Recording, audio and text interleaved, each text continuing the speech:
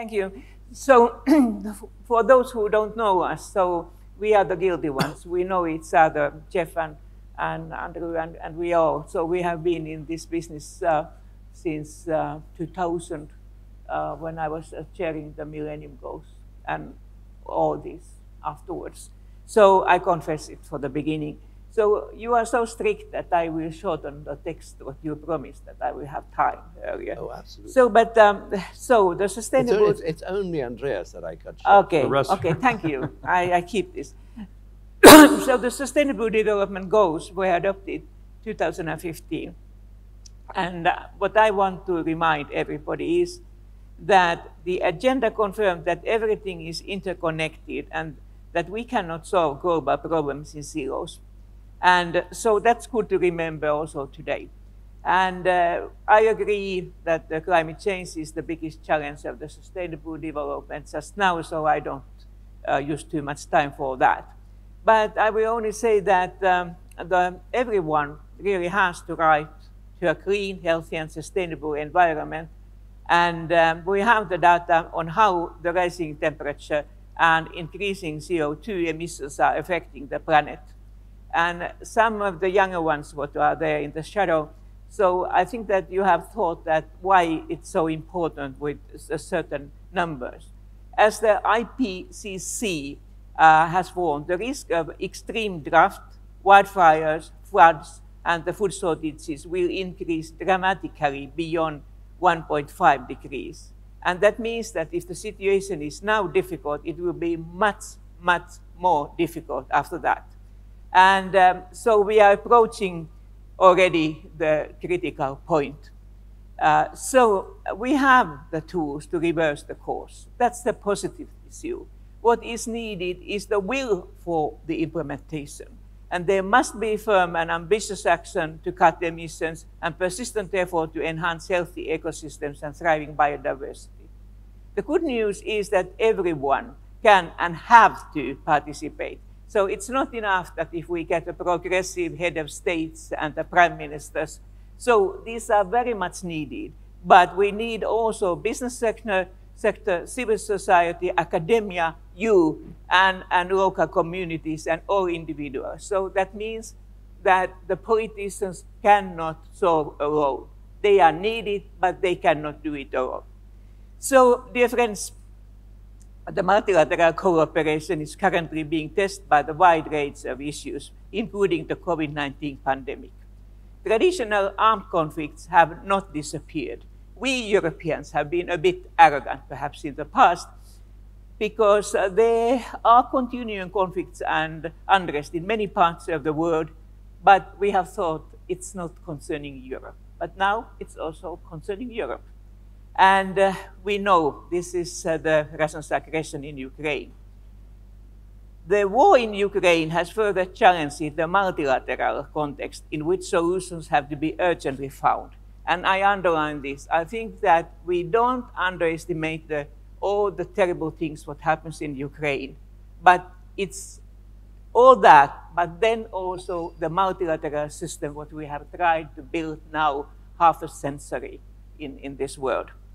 And that's why the current geopolitical situation is tense and unstable, but combating climate change simply cannot be a divider. So we cannot say to the nature, just wait a while that we can solve this issue. And so we have to have the responsibility to the planet and the future generations. And it's right that we in Europe are focused on the Russian aggression. We must support Ukraine, defend the UN Charter and the rule-based order, but we must also work to reduce the existing strong polarization. I fully agree what have been heard by this gentleman before me.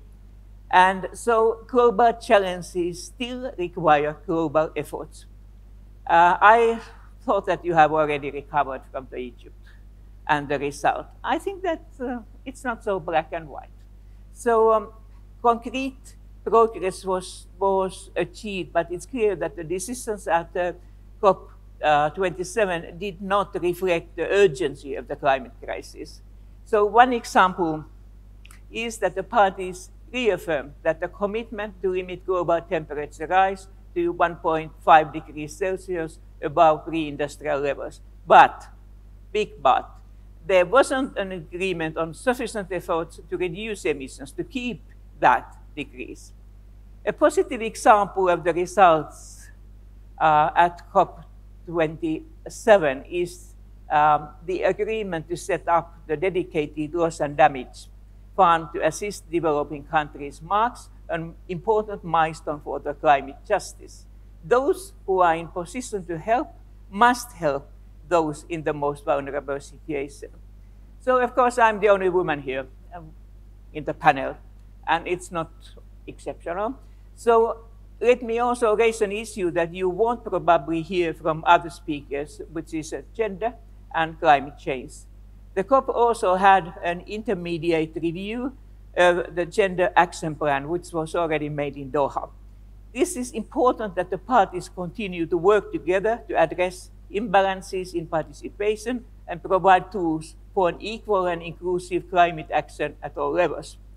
If we disregard the contribution of women, which is in half of the world's population, half, a little bit more even, we will not achieve the targets and we will not solve the climate crisis.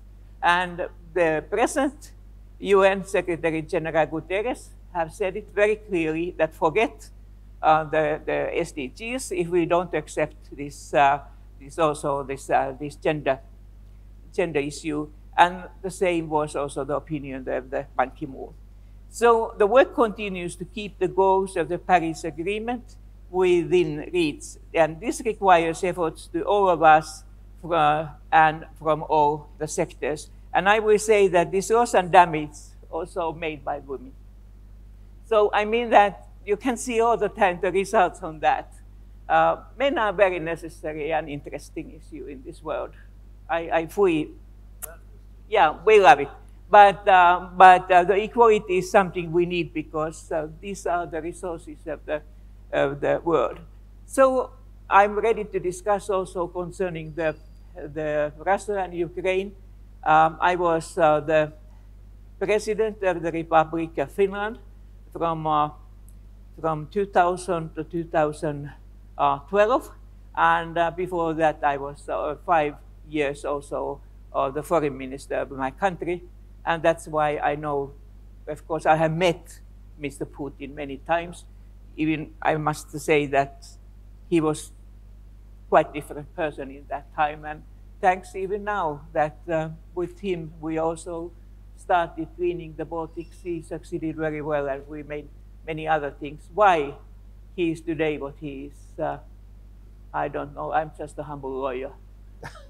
So that's it. But what I know is that we have to find what to do, how to work with the multilateral system, and what we have rest in our hands.